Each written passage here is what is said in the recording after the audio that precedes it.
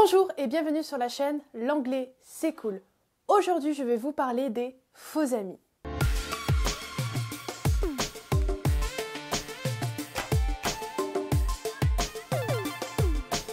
Alors avant de commencer la vidéo, j'espère vraiment que vous avez passé un très bon Noël, entouré de vos amis, de votre famille, de vos proches, peu importe. Mais j'espère en tout cas que vous avez passé un très bon moment avec eux. J'espère aussi, pourquoi pas, que vous avez été assez gâtés quand même cette année. Et d'ailleurs, si vous avez eu des cadeaux en rapport avec l'anglais ou pour apprendre l'anglais ou par rapport à des pays anglophones, j'aimerais bien savoir ça dans les commentaires, alors dites-moi. Alors oui, aujourd'hui vous allez me dire, mais qu'est-ce qu'elle a mis comme vêtements? Alors ça, c'est mon pull typiquement quand je suis en vacances, quand je suis en week-end, quand j'ai envie d'être tranquille, à l'aise. Et comme c'est un petit peu les vacances pour moi en ce moment, j'ai décidé de faire la vidéo dans ma tenue un petit peu de vacances. Je me suis dit que ça détendrait un petit peu l'atmosphère. Donc aujourd'hui, je vais vous parler des faux amis. Alors qu'est-ce que c'est des faux amis?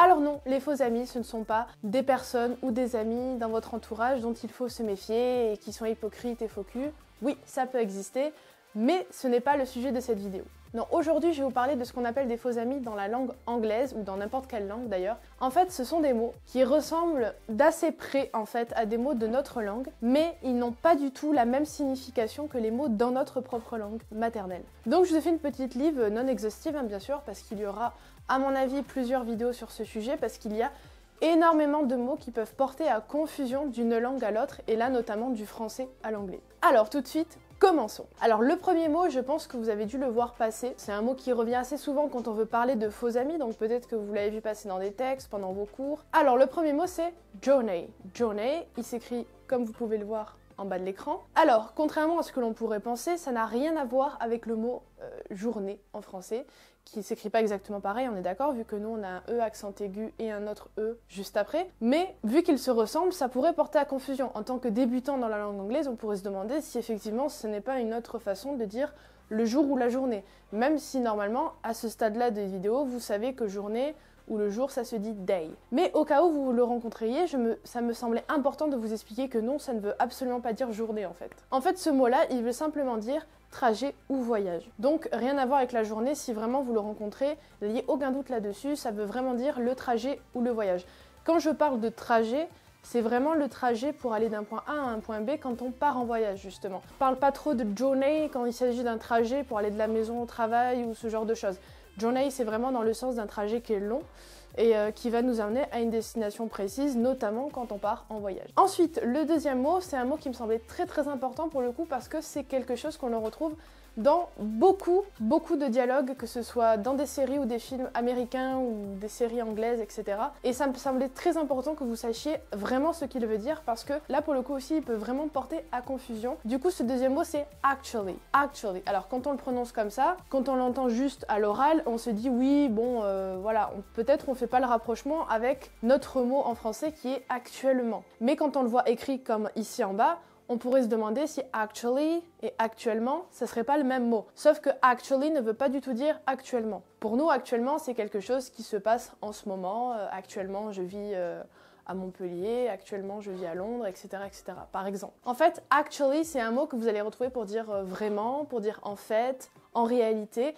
Donc vous pouvez le retrouver en début de phrase par exemple, quand vous voulez dire en fait ou en réalité. Par exemple, vous parlez avec un ami et vous lui dites actually, I believe you. En fait, je te crois. Voilà, par exemple. C'est un exemple parmi tant d'autres. Après, vous pouvez le retrouver en milieu de phrase quand il a la signification de vraiment en français. Ensuite, nous avons un autre mot. Alors celui-ci, il est sous sa forme un peu participe passé, donc c'est un verbe à la base. Donc c'est le verbe vex, et là sous sa forme participe passé, donc vexed. Pourquoi je vous l'ai mis? Parce que toujours pareil, par rapport à son orthographe, on pourrait penser que c'est le verbe vexer, comme en français. Sauf que, encore une fois, le sens, ce n'est pas cela. Avec ce verbe vex, en anglais, on ne signifie pas qu'on a vexé quelqu'un, ou quand il est sur sa forme participe passé, que quelqu'un est vexé. On est d'accord, quelqu'un qui est vexé en français, c'est quelqu'un à qui on a dit quelque chose de pas très plaisant, et la personne, ça lui fait pas plaisir. Quand il s'agit de quelqu'un, par exemple, ça peut vouloir plutôt signifier qu'il est ennuyé, qu'il est fâché ou qu'il est contrarié. En ce moment, en France, c'est la grève, on peut être vexé parce que c'est la grève, parce que ça nous empêche d'aller prendre le train, d'aller voir notre famille. Après, quand on l'utilise pour parler d'une situation en général ou de quelque chose, une situation un peu plus compliquée, il va avoir la signification de controversé ou épineux ou épineuse, selon si c'est masculin ou féminin. Ensuite, le quatrième mot, on n'y pense pas beaucoup à celui-là, je pense. dans les faux amis. Enfin moi c'est pas quelque chose qu'on m'a dit comme étant un faux ami, mais je pense que clairement il peut peut-être porter à confusion. Et c'est le mot glace. Alors glace en anglais, moi je me suis dit peut-être quand on débute l'anglais, moi je me souviens plus parce que je suis plus débutante en anglais depuis longtemps, mais je me suis dit peut-être quand on débute en anglais, on peut se demander si effectivement ça n'a pas un rapport avec notre mot glace à nous, qui effectivement ne s'écrit pas exactement de la même façon, ou alors avec une glace comme on peut dire pour un miroir aussi. Donc quand il est sous sa forme singulier, et je précise bien singulier, c'est tout simplement pour le verre dans lequel on va boire en fait. Le verre est fait en verre, et le mot glace peut aussi être une façon de dire que quelque chose est fait en verre aussi justement. Donc il a vraiment cette signification du mot verre, donc la matière.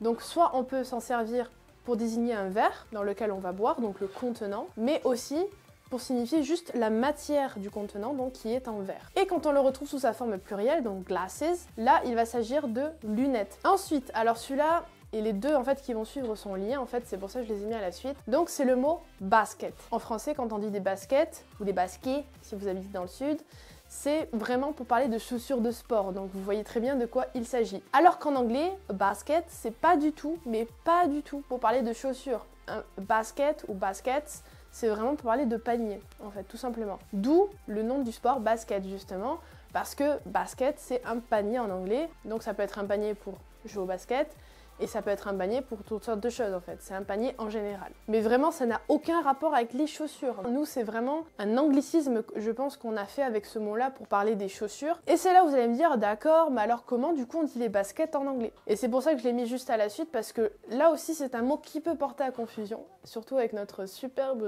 société de consommation, c'est les sneakers. Alors voilà comment on dit basket en anglais, c'est sneakers. Sauf que nous, un sneaker plutôt, en français c'est une barre chocolatée qu'on achète soit à la caisse de Carrefour, soit dans n'importe quel magasin, voilà. Ensuite, le 7e mot, alors celui-là, ça va dépendre si vous êtes en Angleterre ou aux États-Unis, je vous ai fait un petit comparatif, mais globalement, le sens, pas vraiment comme le sens de chez nous. Donc le 7e mot c'est college. Si vous êtes en Angleterre, ça peut signifier effectivement le niveau secondaire du système éducatif si on compare avec celui qui est français. Donc ça peut inclure éventuellement le collège et le lycée. Mais en Angleterre, ça peut aussi signifier une école professionnelle, donc toujours dans le secondaire, comme nous on dirait qu'on va en bac pro par exemple. Par contre, aux États-Unis, college, ça veut pas du tout dire qu'on est dans le secondaire, bien au contraire, quand on utilise ce mot, c'est pour parler des études supérieures, donc la plupart du temps. Donc aux États-Unis, quand vous allez dire le mot college, c'est pour parler de l'université ou de la faculté. Ensuite, je vous en ai mis un qui pour moi pouvait porter à confusion parce que on va dire que sous un certain sens, il ressemble à un mot qu'on a aussi en français, mais voilà, il faut le prendre avec des pincettes et bien faire attention dans quel contexte on le retrouve. Donc c'est le mot essence. Essence. Je vous l'ai mis parce qu'il s'écrit et à quelque chose près, il se prononce de la même façon qu'en français quand on dit essence. Sauf qu'il n'a pas la même signification. En tout cas, cela dépend du contexte. Effectivement, en français, on a le mot essence pour plusieurs significations, comme ça peut être le cas aussi en anglais. Là, pour le coup, il ne s'agit absolument pas d'essence qu'on met dans la voiture. Il s'agit d'essence, mais des essences différentes. Par exemple, quand on dit de quelqu'un ou de quelque chose et qu'on dit qu'il est l'essence même de quelque chose d'autre, là, c'est dans ces cas-là qu'on va retrouver le mot essence en anglais. Et nous allons aussi le retrouver en anglais pour parler de ce qu'on met dans le parfum. Parce que dans le parfum et dans certains parfums, on retrouve ce qu'on appelle des essences. Parce que essence en anglais, du coup, ça va plutôt être petrol, gas, ce genre de choses. Ensuite, le 9e mot de la liste, c'est library. Je vous l'ai mis celui-là parce qu'il peut porter à confusion, parce que library, ce n'est pas une librairie en anglais, contrairement à ce que l'on pourrait penser. Mais le sens n'est pas si éloigné que ça parce que library en anglais ça veut dire une bibliothèque. Mais du coup comment on dit une librairie en anglais, allez-vous me dire? Alors c'est tout simple, c'est a bookshop. Vous remarquerez souvent en anglais que les petits magasins comme ça où on va retrouver divers services dont les gens ont besoin, souvent vous allez avoir le mot qui signifie ce service et le mot shop juste après. C'est pour ça que vous allez retrouver des magasins comme bookshop pour la librairie, barbershop pour le coiffeur, coffee shop pour boire un café. Ensuite le dernier mot, et pas des moindres, alors je vous l'ai mis parce que celui-là de nouveau il y a un espèce de double sens, c'est-à-dire que effectivement il y a un sens sur lequel on se rejoint en français, mais il y a un autre sens sur lequel on ne penserait pas, peut-être, surtout quand on débute en anglais, et du coup c'est le mot drug. Alors comme vous voyez l'orthographe en bas de l'écran, effectivement ça peut faire penser au mot drogue, et c'est le cas. En anglais, drug, c'est un mot dont on va se servir pour parler des drogues, comme marijuana, cocaïne, ce que vous voulez. Mais c'est aussi un mot qui va signifier les médicaments. Donc les médicaments que vous prescrit le docteur et que vous allez chercher à la pharmacie. C'est d'ailleurs pour ça que les pharmacies, on appelle ça des drugstores en anglais, parce que c'est des En gros, c'est des magasins où on achète des médicaments. Donc voilà, j'en ai fini avec cette vidéo, j'espère qu'elle vous aura plu. N'hésitez pas à me dire ce que vous en avez pensé dans les commentaires, n'hésitez pas à me poser des questions sur des mots dont je n'aurais pas forcément assez précisé la signification ou alors la traduction en anglais ou en français. N'hésitez pas à me dire si ça vous plairait aussi que je fasse d'autres vidéos sur les faux amis parce que comme je vous l'ai dit, la liste est longue et à mon avis, on a encore beaucoup de mots à explorer et qui sont des faux amis en anglais et en français. Si la vidéo vous a plu, n'hésitez pas à lâcher un pouce bleu en bas de la vidéo. N'hésitez pas aussi à vous abonner à ma chaîne, ça me fera super plaisir. Et aussi, n'oubliez pas la petite cloche parce que si vous mettez pas la petite cloche, eh ben vous serez pas au courant de toutes mes vidéos et ça c'est bien dommage. Sur ce, je vous souhaite un très joyeux réveillon du jour de l'an. Amusez-vous, soyez avec vos amis, votre famille, peu importe, mais en tout cas amusez-vous, passez un bon moment, détendez-vous, buvez, mais pas trop. Mettez de la musique, je vous fais de gros bisous et je vous dis à la semaine prochaine, toujours le vendredi à 18 h. Bye bye!